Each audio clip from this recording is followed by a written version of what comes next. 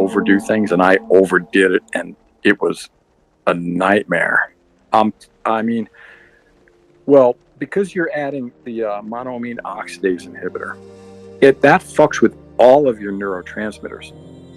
So imagine, like when you do a like a DMT experience and everything's going well, your thoughts proceed in like a linear fashion. Like you can think normally. Well, imagine thinking like sideways and backwards. Like thoughts just don't flow properly. It's sort of the definition of insanity when you mess with all of your neurotransmitters at the same time, and it's very fucking disturbing. So you really got to if you don't get the mixture right, it's a nightmare. It was an ordeal. But when I did it with the shaman out in Joshua Tree, man, it was something else. So you need someone to test it, because when I did the mixture, I mixed 100 milligrams of DMT crystal with 100 milligrams of the monoamine oxidase, harmaline and harmine. And because I went online to DMT Nexus and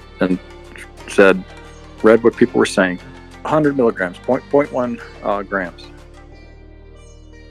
For just me, I did the whole thing. Well, I went to DMT Nexus and sort of to try to figure out what people had done, and the guy who seemed most knowledgeable said that he had done 60 milligrams, 60, and it was too weak. So I said, okay, I got a lot of experience. I'll do 100 milligrams DMT and 100 milligrams of monoamine oxidase inhibitor, and it was a fucking nightmare, man. It was a mistake.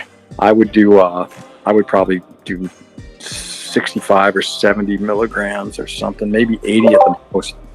Well, like I said, imagine where you can't think, your brain goes completely sideways. You can't have any thoughts. Imagine getting halfway through a thought and then the thought starts going backwards and sideways. It just doesn't. Your brain just doesn't work. It's just insane, and the whole world, because the whole world is alive. All the trees are alive. The trees go crazy, man, and they know you're on their wavelength, and they're pissed, and they don't want you around. So they're going crazy and trying to make you as scared as possible, and you can't think properly. And there's nowhere you can go to hide, because everywhere you look, there are evil creatures trying to fuck with you. You can't even think your way out, because your brain stops working properly. I mean, the trees are just as aware as we are. They're just in a different dimension. And they're pissed. They're not happy with us. They don't move off their trunks. They stay anchored to the ground, but they're very intimidating.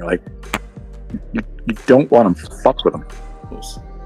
Well, I've been hit by them. I've been physically felt the dart. I went up to the Sequoia, those just the most massive trees ever. And this tree alien thing, the thing was about 100 feet tall and about 30 feet wide. And it hit me with this thing that was about the size of a lawn dart, and it hit me right in the shoulder. And it made an impression on me, I'll tell you that. This alien creature made of light, just instantaneously, saw me, realized I was on its frequency, and was like, what the fuck is this guy doing on my frequency? And sent this dart at light speed and hit me in the shoulder. It wasn't a physical thing, but it actually made an impression on my shoulder. I looked at my shoulder to see if I was cut or not.